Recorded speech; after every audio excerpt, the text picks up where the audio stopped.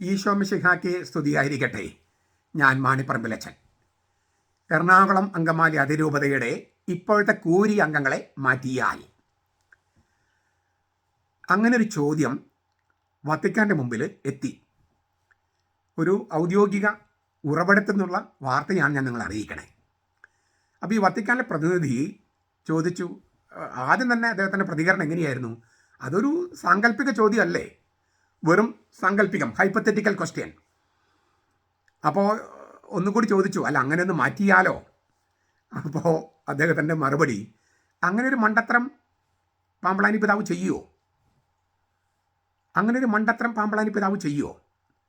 മാർപ്പാപ്പ അംഗീകരിച്ച ഏകീകൃത കുർബാന നടപ്പിലാക്കാൻ സത്വര നടപടികൾ എടുത്തുകൊണ്ടിരിക്കുന്ന കൂരിയ, അതിൻ്റെ പേരിൽ ഒരുപാട് പഴി കേട്ടിട്ടും പീഡിപ്പിക്കപ്പെട്ടിട്ടും കർത്താവിൻ്റെ സഭയ്ക്ക് വേണ്ടി ഉറച്ചു നിൽക്കുന്ന കൂരിയ, അത്രയും വിശ്വസ്തമായ ഒരു കൂരിയായെ മാറ്റിയാൽ അത് ഏകീകൃത കുർബാന നടപ്പിലാക്കാൻ താല്പര്യമില്ല എന്നതിന് തെളിവ് മാത്രമല്ല, മാർപ്പാപ്പയ്ക്കെതിരായ നടപടിയായിട്ടല്ലേ അത് വത്തിക്കാൻ്റെ മുമ്പിൽ വരിക.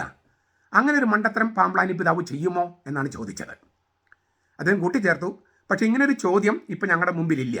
അതൊരു സാങ്കല്പിക പ്രശ്നമാണ്. ഇവിടെ രേഖാമൂലം ഒന്നും വന്നിട്ടില്ല, പരാതികൾ വന്നിട്ടില്ല. പക്ഷേ ഞങ്ങൾ മാർപ്പാപ്പ പല പ്രാവശ്യം നേരിട്ട് ഇടപെട്ട ഒരു പ്രശ്നമായതുകൊണ്ട് വത്തിക്കാൻ അനുദിനം സൂക്ഷ്മ നിരീക്ഷണം നടത്തുന്ന ഒരു സംഗതിയാണ് സുറിയാനി കത്തോലിക്ക സഭ എന്ന് പറഞ്ഞ സീറോ മലബാർ സഭയുടെ സംഭവ വികാസങ്ങൾ.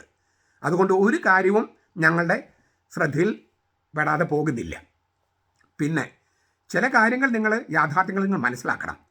പാമ്പളാനി പിതാവ് അപ്പസ്തോലിക് അഡ്മിനിസ്ട്രേറ്റർ അല്ല, മേജർ ആർച്ച് ബിഷപ്പിൻ്റെ വികാരിയാണ്. അതിനാൽ പാമ്പളാനി പിതാവ് ഏത് തീരുമാനമെടുത്താലും വത്തിക്കാൻ വിശദീകരണം ചോദിക്കുക മേജർ ആർച്ച് ബിഷപ്പിനോടായിരിക്കും.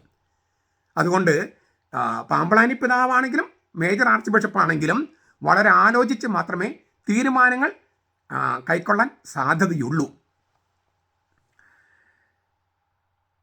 വേറൊരു ചോദ്യം കൂടി ഇതിൻ്റെ ചേർത്ത് വന്നു. അതായത് ഫ്രാൻസിസ് മാർപ്പാപ്പയ്ക്ക് പ്രായം ആയി, ഏറിയാൽ 2-3 വർഷം കൂടിയേ അദ്ദേഹം ജീവിച്ചിരിക്കൂ, അല്ലെങ്കിൽ ആ പാപ്പസ്ഥാനത്ത് ഉണ്ടാകൂ. അതുവരെ എറണാകുളം പ്രശ്നം നീട്ടിക്കൊണ്ട് പോകാമെന്നും മാർപ്പാപ്പ മാറിയാൽ വിമതരുടെ അജണ്ട നടപ്പാക്കാൻ ഒരു ഒറ്റകൈ പ്രയോഗം നടത്താമെന്നും ആരോ നിർദ്ദേശിച്ചു അത്രേ. അത് നേരെ വത്തിക്കാനിലെത്തി.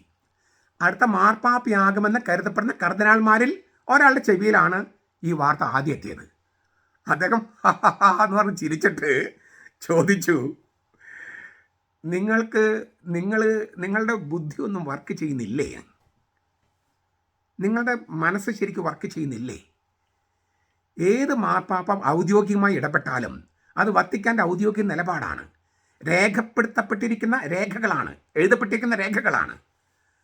പിൻഗാമികൾ വന്നിട്ട് അത് തോന്നും പോലെ തിരുത്തുമെന്ന് വിചാരിക്കാൻ നിങ്ങളുടെ തലയിൽ ആൾതാമസമില്ലേ? അതുകൊണ്ട് എറണാകുളം അങ്കമാലി അതിരൂപതയിലെ വൈദികരെ, നിങ്ങളുടെ ഈ തരം തട്ടിപ്പുകളൊന്നും തന്നെ നടക്കില്ല. ഇത് നിങ്ങളുടെ അവസാനത്തെ പിടിവള്ളിയാണ്.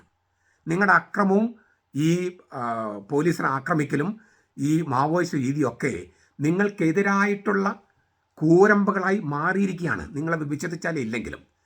കത്തോലിക്ക സഭയെ ഭീഷണിപ്പെടുത്തി നിങ്ങളുടെ വരുതിക്ക് വരുത്താമെന്ന് വിചാരിക്കുന്നുണ്ടെങ്കിൽ നിങ്ങളെക്കാൾ മണ്ടന്മാരായിട്ട് ലോകത്ത് ആരും തന്നെ ഉണ്ടാകില്ല. പ്രോട്ടസ്റ്റന്റ് സഭയും ആംഗ്ലിക്കൻ സഭയും ഇങ്ങനെ നിങ്ങളെക്കാളൊക്കെ എത്രയോ കൂടുതൽ ആളുകൾ, മില്യൺസ്, കോടിക്കണക്കിന് ആളുകൾ ഭീഷണിപ്പെടുത്തിയിട്ട് സഭ പതറിയിട്ടില്ല. പിന്നെയല്ലേ നിങ്ങൾ? അതുകൊണ്ട് മാത്രമല്ല, നിങ്ങൾ ഈ മാവോയിസ്റ്റ് മുറയൊക്കെ കൃത്യം വത്തിക്കാനിൽ എത്തിയിരിക്കുകയാണ് രേഖാമൂലം. അതുകൊണ്ട് ഈ പരിപാടി നടക്കില്ല. നിങ്ങൾ മാർപ്പാപ്പി അനുസരിച്ച് ഏകീകൃത കുർബാന ചൊല്ലി എറണാകുളത്ത് കുറച്ച് അൽമായരും കുറച്ച് ഗുണ്ടകളും കൂടെ ഉണ്ടെന്ന് കരുതിയിട്ട് നിങ്ങൾക്ക് ഇങ്ങനെ സർവാധിപത്യം കിട്ടുമെന്നൊക്കെ വിചാരിച്ചാൽ നിങ്ങളെക്കാൾ മണ്ടന്മാർ വേറെ ഉണ്ടാകില്ല. അത് ഒന്ന് മനസ്സിലാക്കി കുറച്ച് എളിമയോടെ വന്നാൽ നിങ്ങൾക്ക് നല്ലത്. നമ്മുടെ കർത്താവ് ഈശോ മിശിഹായുടെ കൃപയും പിതാവായ ദൈവത്തിൻ്റെ സ്നേഹവും പരിശുദ്ധാത്മാവിൻ്റെ സഹവാസവും നാം എല്ലാവരോടും കൂടി ഉണ്ടായിരിക്കട്ടെ, ഇപ്പോഴും എപ്പോഴും എന്നേക്കും. ആമേൻ.